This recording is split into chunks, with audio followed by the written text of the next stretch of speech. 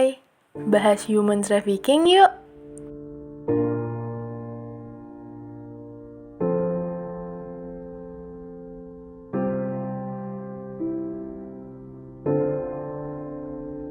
Human trafficking, atau biasanya disebut dengan perdagangan orang, merupakan salah satu kejahatan dunia yang mengancam masyarakat, bangsa, bahkan negara, serta melanggar norma dan hak asasi manusia.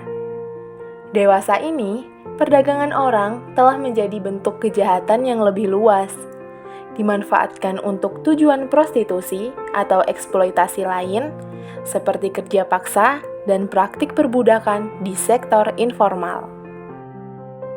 Indonesia sendiri berada di peringkat 3 dalam menangani kasus human trafficking. Tidak hanya sekedar menjadi lokasi transit dan tujuan perdagangan orang, Indonesia juga menjadi negara dengan sumber pemasok objek praktek ilegal tersebut. Miris bukan? Tahukah kamu, pandemi COVID-19 pun menjadi salah satu penyebab loh dalam peningkatan angka kasus human trafficking di Indonesia.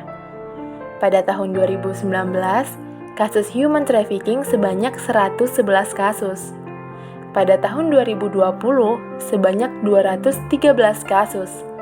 Dan pada tahun 2021, sebanyak 256 kasus.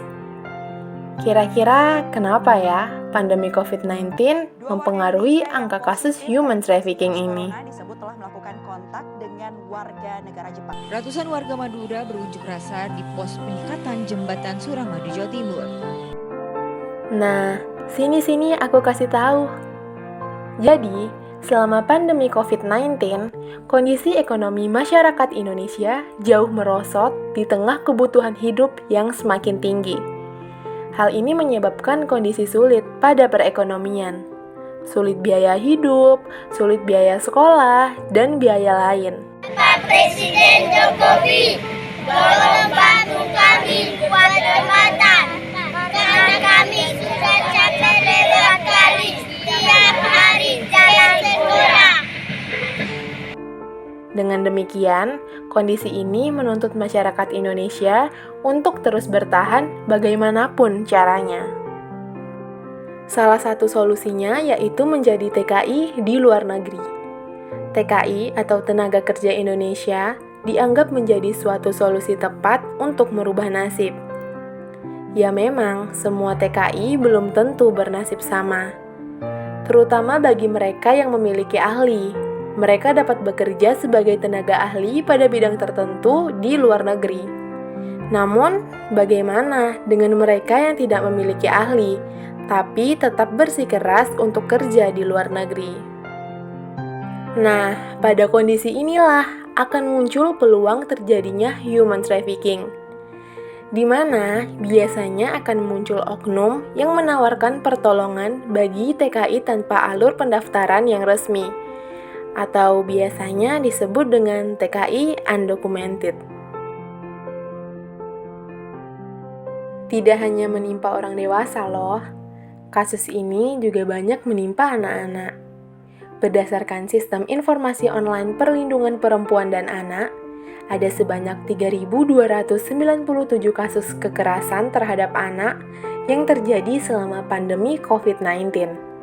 Sebanyak 1.962 anak menjadi korban kekerasan seksual, 50 anak menjadi korban eksploitasi, dan 61 anak menjadi korban trafficking.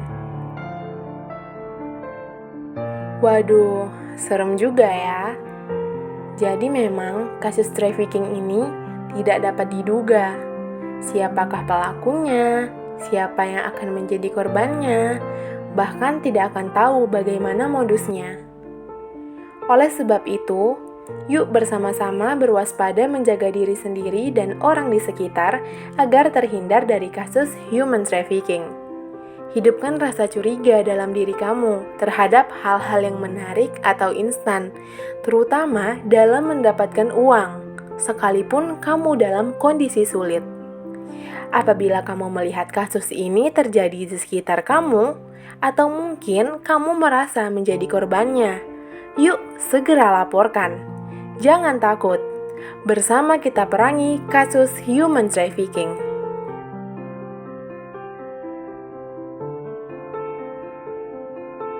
Yuk, ingatkan keluarga, teman, dan orang di sekitar kamu agar terhindar dari kasus human trafficking. Stop human trafficking, tegakkan keadilan.